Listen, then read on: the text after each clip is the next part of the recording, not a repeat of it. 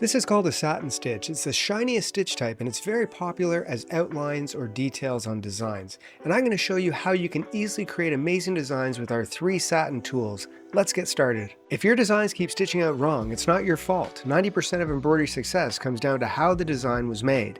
And no one teaches that. That's why we created the free 101 course that shows you exactly what's happening under the needle. Click the link in the description to watch it for free and grab your bonus cheat sheet for better embroidery results. So now we're going to get started, and all I'm going to do is I'm going to load the backdrop. So I'm going to load in this cute little teddy. This has lots of satin stitches in it. I'm going to select the backdrop and then I'm going to right click and hit properties so I can see how big this is. It's in millimeters right now. I can very easily toggle between metric and imperial. I do not want an 11-inch design. I'm going to mark it down to 4 inches. Hit enter and it will kind of change globally. And I'm going to click the opacity down so that I can actually see this a little bit clearer on screen. We're going to go to our 6:1 scale. And that's what we're kind of looking at right here when we're going to be, creating our design. Now, before I do that, though, I do want to take a look at this, and let's click off the object. I'm going to hit space and kind of look at it. I have this, teddy with 2 ears and a face, and the 2 ears will be kind of sitting behind the object. And I'm going to be using 3 different satin brushes that we have available. One is called a Steil, which I'm going to show you first. Then we have our satin, and then we have a classic satin, and I'm going to show you all 3. But I'm also going to show you some cool features that we have with regards to auto branching, because when I do these objects, you need to make sure that you travel from one object to the next and not have unnecessary trims or jumps in the design. So I'm going to choose a color that I know you guys will be able to see. I'll just choose a dark red here. You'll be able to see that on screen. I'm going to take my widget and I'm going to choose my brush, and here is the Steil. The Steil is a fixed width satin stitch. So that means that I can digitize from the center of it, and it's going to be a fixed width on either side, but you can control the inset value, whether it goes to one side of the line you create or to the other. So there are things that you can basically choose as you're creating this. So what I'm going to do is I'm going to hit the center object, and I'm going to go back into my 6:1 scale. I'm going to hit the space bar, which allows me to move on my design. And the space bar actually moves while you're in digitizing mode, which is really, really convenient. We have our inputs. This is the fast draw tool. It's probably my favorite tool that we have for drawing our objects because it's fast. And I'm going to just hit the center, and I'm going to start right here, left click, and then right click for curves. And I'm going to very, very quickly generate this shape and hit enter. There's my first shape. Now I can do a left click here, right click for curve, and if I come back to where I end, and if I hit my left, which is a straight node, it kind of ends that object, and I can hit enter. Now I'm going to go do the other ears, and even though these, right now you're going to see there's actually jumps. I can see a trim function right there. What I'm going to do is I'm going to do this one now. I'm going to just click on here, do this one, but this time instead of ending with a actual left click, I'm going to end with a right, left click, which is straight. I end with a right, which is a curve. And here you do have to be careful, because if you do kind of mess this up, it will affect the curve of the stitch that's in there. So I want to kind of drag that one out, and then I'm going to hit enter, and it gives me a perfect line. So you can do it by left, and then right, right, right, right, right, and then left again, or hit right, but you just have to be a little bit more careful that it retains the curve. So I'll do a left here, enter, and then I'm going to come here, and I'll just come right in the center, and I'm going to go from here, point, and I'll just continue all the way around the path. And if I ever get to a point of the screen that I can't see something, easy, just hit that space bar, I can move it, and then I can continue to create my design. I can move it over, continue to create the design.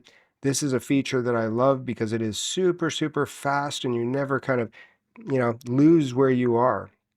I had other programs where I auto panned, but I would come to sometimes auto pan into space, and I would always lose track of where I was in my design. So now I'm going to click right over top of that object, make sure that I drag the handle out so it's nice and smooth, hit enter, and there are all of my pieces done. The only problem is there is 5 different objects, and there is, if I look at the redraw, jumps and trims between all of them. There's a trim there. There is a trim here to here. There's a trim over here to here. And then there's a trim right at the end as well. I don't want designs with unnecessary trims, so I'm going to Control A, grab everything. And we do have a tool here called automatic branching. I'm just going to hit that and it is fixed. There's now only one trim within the entire design, and that's where it starts and ends. And now I'm going to zoom back in to my 6:1 scale, and I'm going to start doing this object. Now this one does look a little bit smaller, so I'm going to do this a little bit thinner than that 2.5 millimeters. I might use 2.2 millimeters maybe, just so that the mouth and the kind of, I guess, nose area looks a little bit less defined than the outside. But I can also manually digitize those, but I need to have a traveling stitch because I don't want it to jump into this area here. This is so close together that I could trim. So I'm going to choose a different brush, my running stitch, or I can hit the number 1 on my keyboard, and it has a 2.5 millimeter stitch. I'm just going to put a point right in the center there, and then I'm just going to travel right up and go into this point here, drop a stitch, and enter. Now that one's done. And it did automatically smart join because I have my smart join feature on. It's right there, it's checked on. So it knew to come down and actually join here as opposed to up over here where it was. And that's what I love about the software being super intuitive and intelligent.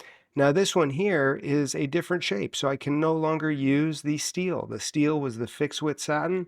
This time I'm going to use another satin input that we have, another satin brush, which is called Satin.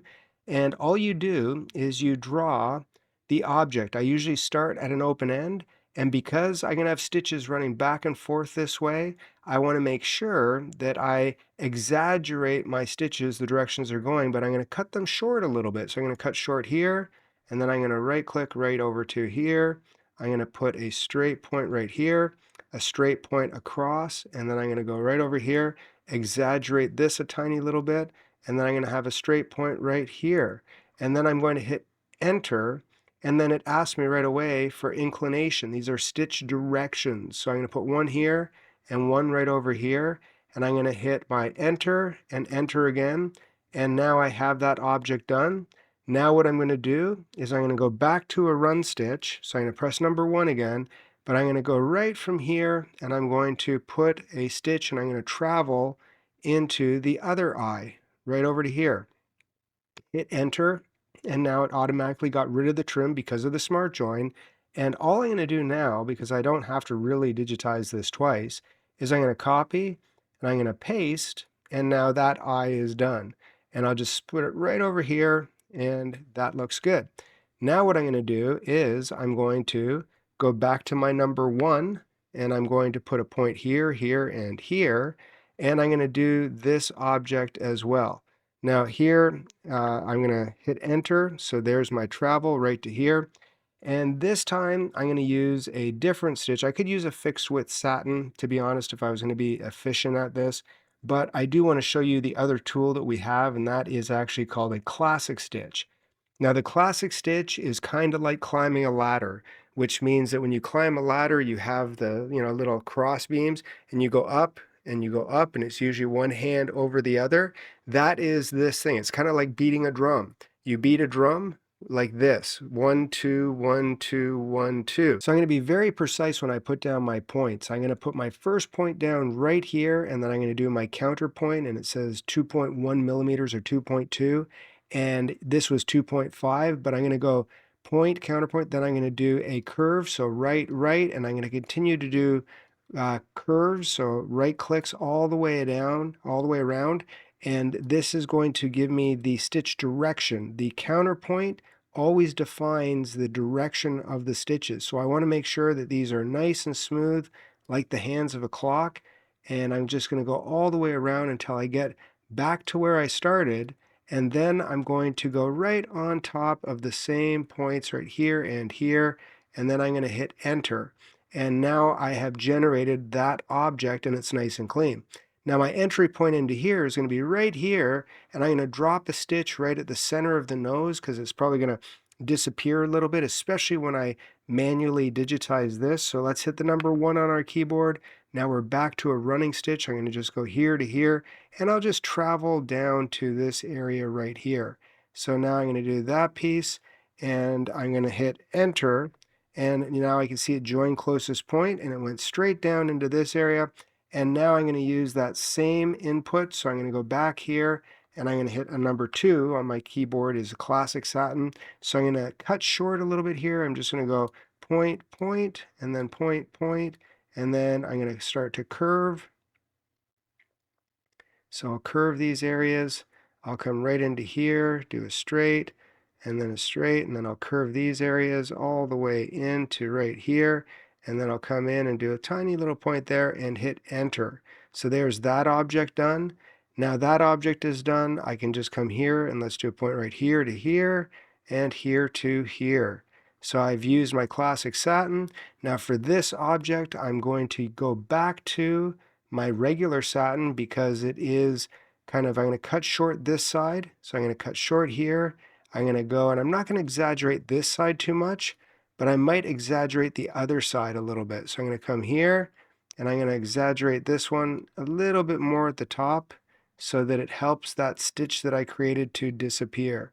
Then enter, and then there's an inclination near the open end, inclination, enter, and enter.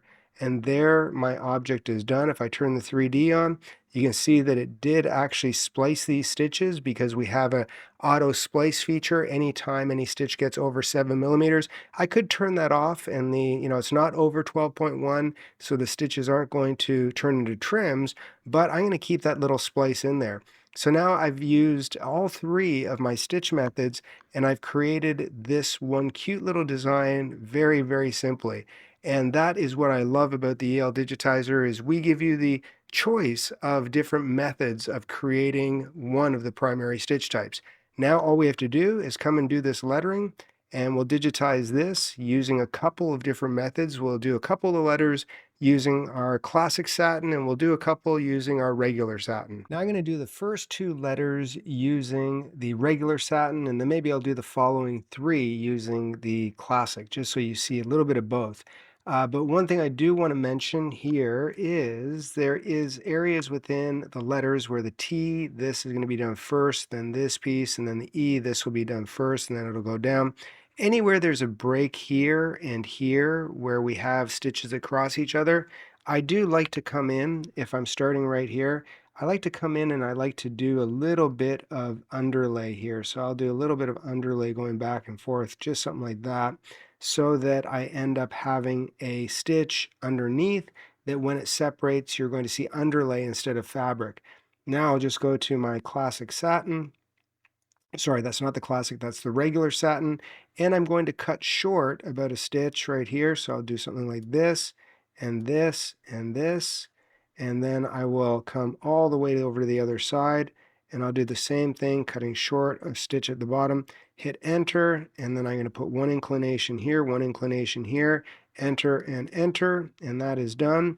Now I do notice that there is an unnecessary trim there for whatever reason, so I'm going to get rid of that. Let's hit the Q key, and I'm going to see that I stopped here, and then let's see with the next one, I'm going to make sure that I start down here. So that way now it got rid of that unnecessary trim. So if you ever do see a little trim command that appeared, so there was a trim there before, and let's just undo it so you can see it. See, there's the trim that happened right here. Sometimes I do need to kind of watch what the software does, even though it's smart. I think that you and I are smarter sometimes. So I'm going to come here and just go back to the center point, which gets me back into digitizing mode. Do a point here, here, here, and here. Cut that short a little bit. Go down to the other side. Go here to here, and then hit enter. And let's do a point here and a point right here. Enter and enter. And then I'm going to come in. Let's hit that number 1. And if I do want to try to join these pieces together, I can use this as an opportunity to put a little bit of underlay right in that area. Then I'm going to go back to my my brush that I want, which is the regular satin, and I'm going to do this point here, cutting the stitch short a little bit, come to the other side, come over here, here, and here, and let's hit enter. stitch inclination, enter and enter. And now for this one, same thing. I'm going to come here. Let's do a point here, here, here. I might do a couple little pieces here and just turn that. I didn't really do curves because it's so small, but I'm just going to come right to here, straight over. And if I want to make sure that things are perfectly straight, if you hold the shift key down, it will give you 100% straight line. So if you are one of these people that likes to be precise, you can be as precise as you want with the EL Digitizer.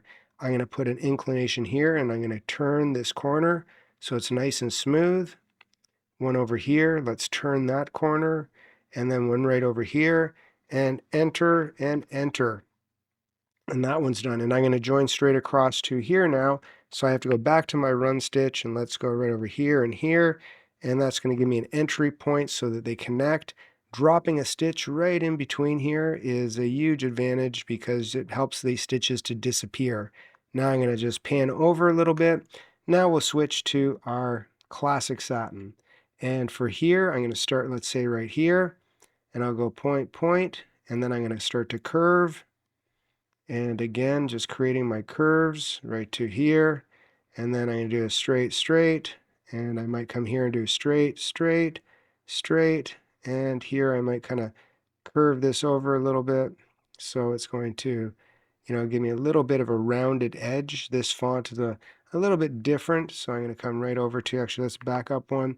I'm going to come right to here, and then I'm going to come into this corner and kind of square off this edge a little bit and come straight to here, and then I'm going to start to curve. So I start out with a smaller curve, then make it wider and wider, and then here I'm going to go right to here, and let's go straight, straight, and straight, and straight, and hit enter. And there I have an awesome D. It's perfect. I'm going to now go to my number 1, and I'm going to cross over right here. So I'm going to put a point and a point into that, and now I have a connection stitch.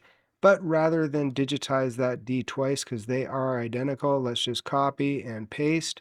And then we will take that, and I'm going to hold that with the shift key, and that makes it perfectly straight. I don't have to worry about trying to line it up too perfectly because the software is going to do it for me.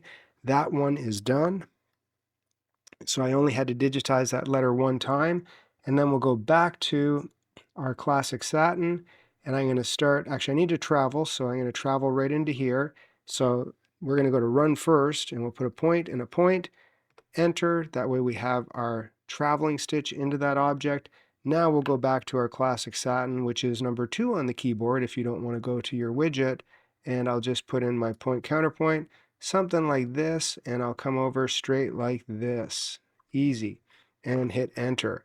And then I'll come up to this point, same thing, come all the way over to here, and then come to here, to here, here, to here, and then one little stitch that I'm going to cut short from here to here, enter. And then what I might do, because I don't like trimming right at the very end of objects, I'm just going to select that object, hit the Q key, and let's move that stop point up a couple stitches so that it's nice and clean. And now, as far as I'm concerned, this design is done. Now you can go in there and edit. If I do see anything that I don't like here, there's a little bit of discretion with the space. To be honest, if I look at this, not at 1,037%, but if I look at it at a 1-to-1 scale, you're not going to know the difference. I find that a lot of people get really hung up on tiny little details because in reality, when you digitize, you're zoomed in. And I can notice a little bit of a discrepancy at 300%. When it's at 600%, and I, go down a little bit, I can notice it even more. But that space between here and here and here and here, although it might look dramatic on the screen, that is literally about, less than 1/10 of a millimeter. You're not going to know the difference. So, I try to train people that when we are digitizing, we're digitizing at scales that are zoomed in, and the reality is the design is going to stitch out at the original size, and you don't have to be as concerned when you're at a set scale about how perfect things are, because even though they might not look 100% on screen, they're going to look pretty much perfect when they sew out. Well, as I always say, the proof is in the stitching, and this design did stitch out really well, but I did find one unnecessary trim, so I'm going to show you right now where I found it and how I'm going to fix it, and that's why it's always so important to run a sample. So when I ran the sample, I found this little trim right here, and it's on the D, so I know I traveled in with a running stitch. I'm just going to move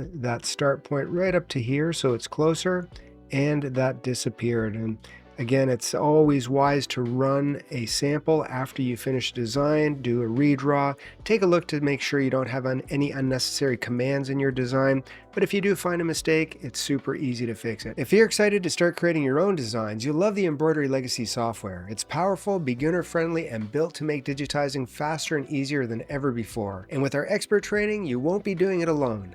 Click the link in the description to get started and take the next step in your embroidery journey.